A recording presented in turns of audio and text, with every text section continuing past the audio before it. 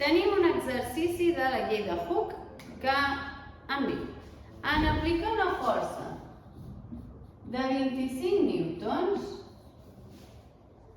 a una molla de LO, recordem que LO és longitud inicial, 15 centímetres, vol dir que sense penjar-li res ja fa 15 centímetres, sí, i després li penja la cosa i s'allarga un altre tros, vale? S'allarga fins a aconseguir una longitud de 20 centímetres. Compte aquí, no m'està dient que s'allargui 20 centímetres, m'està dient que s'allarga fins als 20 centímetres. O sigui, s'allarga fins a fer 20 centímetres. Per tant, quan s'ha allargat? Doncs la longitud final menys la longitud inicial, o sigui, 20 menys 15, sí?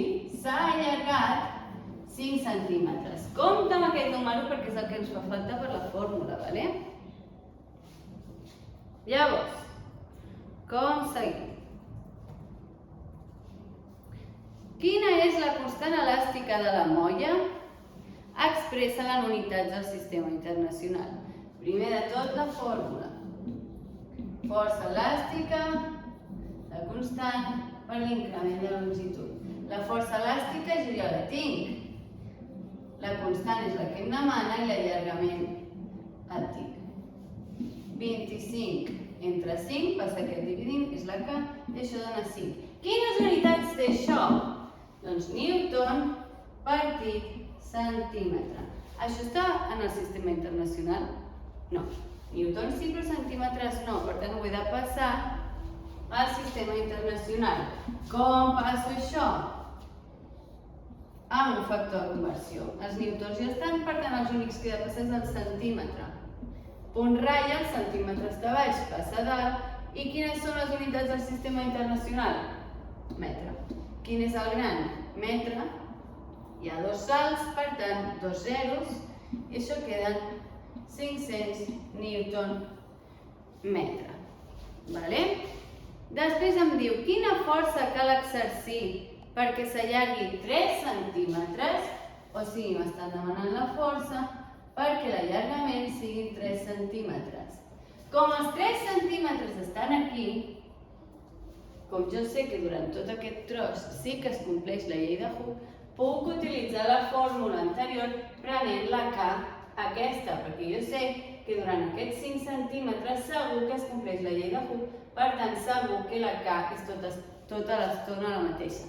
Si em diguessin, quan s'ha allargat 10 centímetres, hauria de fer allò de, si no es deforma o no es trenca, passarà això, però no ho puc assegurar. Quina força cal exercir perquè s'allargui 3 centímetres? Força elàstica igual a la K per l'increment de longitud. Força elàstica és la incògnita, la K l'acabem de trobar, 500 newtons partit metre, llavors compta aquí. Si jo aquí poso metres, aquí he de posar l'allargament en metres. Si no, si jo vull posar l'allargament en centímetres, no poso 500 newton metre, sinó que poso 5 newtons centímetre.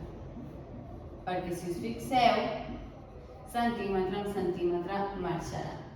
Vale? Llavors això quedarà 5 per 3, 15 què? Newtons, que és la lletra que em queda aquí. Vale?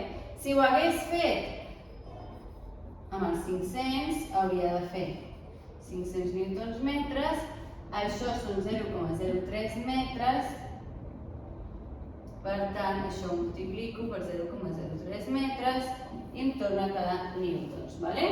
Per tant, feu com vulgueu, això si ho feu amb la calculadora, també donarà 15. Sí? I per últim, quan mesura la molla si pengem un cos de 45 newtons?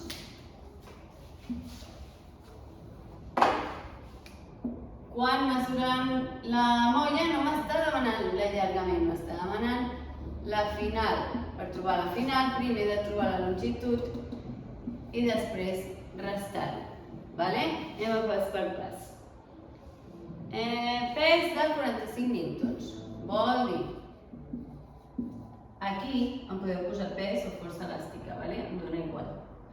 Pes 45 newtons. La constant suposo que és la mateixa. Llavors jo agafaré aquesta de centímetres.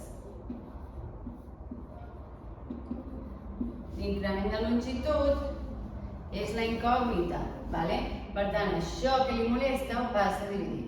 45 newtons entre 5 newtons centímetres marxa per tenir l'allargament en centímetres. 45 entre 5, 9 centímetres és l'allargament. O sigui que això ha baixat 9 centímetres. Llavors, compte aquí, com ja he dit abans, no tinc per què saber què passa després. Jo sé que en aquests 5 centímetres es compleix la llei de Hooke, però aquí no estic segura. Per tant, he de dir, si es compleix la llei de Hooke, bla, bla, bla. Segueixo. L'allargament el tinc, però no vull l'allargament, vull la longitud final. La longitud final és la longitud inicial més l'allargament. La longitud inicial eren 15 i l'allargament són 9, per tant, ara la molla fa 24 centímetres.